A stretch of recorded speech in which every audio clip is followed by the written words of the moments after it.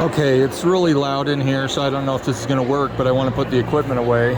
So you'll see that I've got the 4-5 cables coming down here. This comes down and loops into these 5 connections here. Obviously you're familiar with this. And then this is the chapel out mix.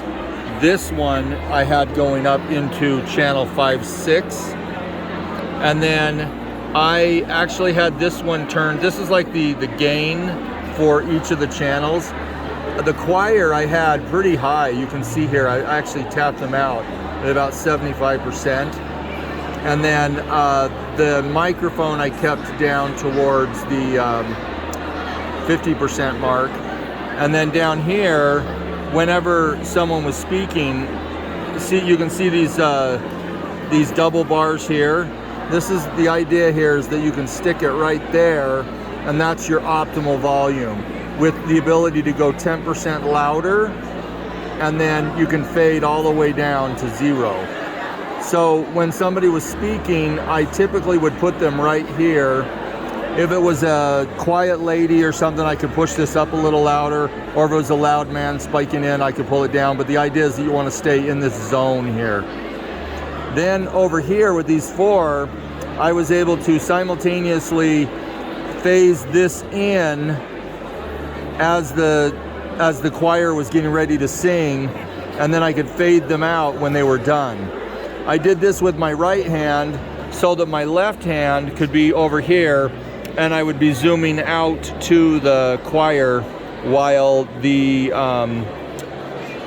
speaker was walking away from the microphone and the choir was getting ready to sing. I would zoom out, simultaneously bringing this up. Now I would only bring these up into position after they had finished standing up. Otherwise you can hear them rustle as they get up.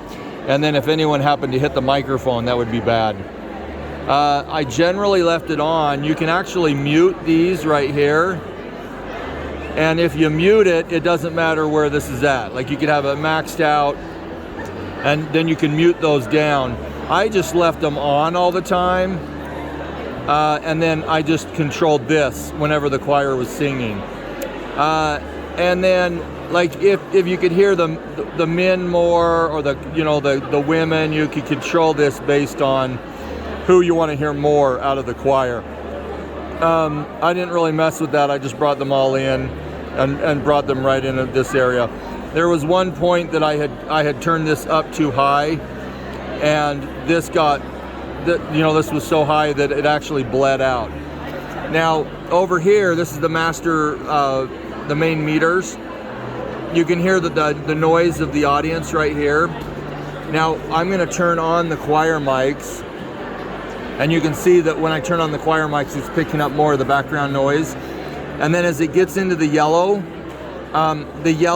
is dangerous. The red is super bad on the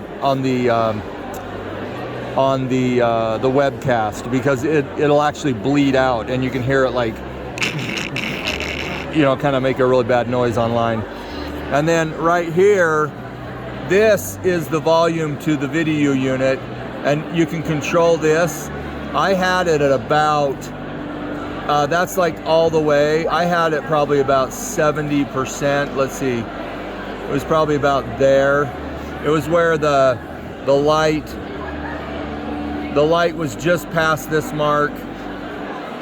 Kind of gets brighter and darker.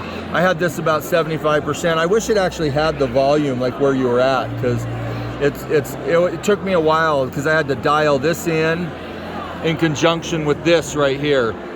I tried to keep this in the zone right there, and then it took a while to dial this in.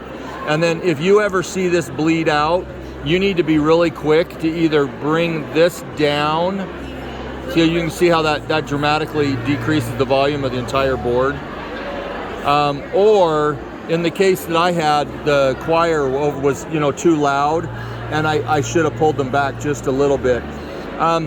I didn't get a chance to really balance the system before, so I was kind of trying to do it live, which really sucked. But I would recommend that you crank that all the way up to the top, and then you have the choir get up there and sing as loud as they can. Like, you just want them busting it, because you want to get these, you want to dial these gains in to about where it doesn't crack out, you know, where it doesn't, like, it doesn't overload their peg out the needle. Because then you know you're never going to actually be in a situation where I found myself on one song, unfortunately, where you can go up to 10% a little louder, but you're not going to bleed out the system.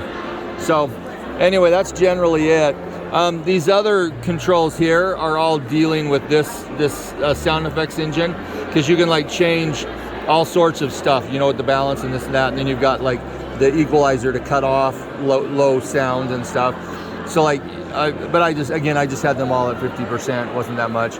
You also have this equalizer here. And then if you hit this button, it instantly just mutes everything. So that's like a master mute. So like you literally could have, but I just can't think of a reason why you'd ever want that, because you want something to be on the broadcast. And then the last thing that I thought was interesting, so this right here is the monitor, which is, I plugged my headphones in here. If you plug your headphones in here, you don't hear all the choir adjustments. That is just from the mic system.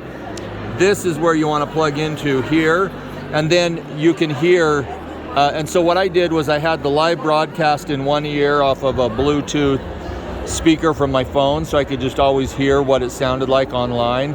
But there was a good 10-15 minute delay, so it was kind of hard to actually hear what it sounded like. And then right here, this was the monitor volume.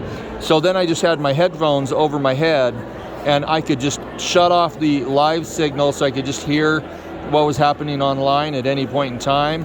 And then as soon as I wanted to do anything with the camera, you always got to make sure that's on, and then you come over here and you can zoom in and out. Anyway, hope that's helpful. It's always good to test it a few times before you actually run anything. This up here is if you're going to have other inputs. There might be an input over here as well, but this is where you can feed stereo input, and you got a couple of the mic inputs here. But anyway, hope that helps. I'll post this up on YouTube so you can evaluate it, and hopefully you can hear me talking. I tried to talk really close to the mic.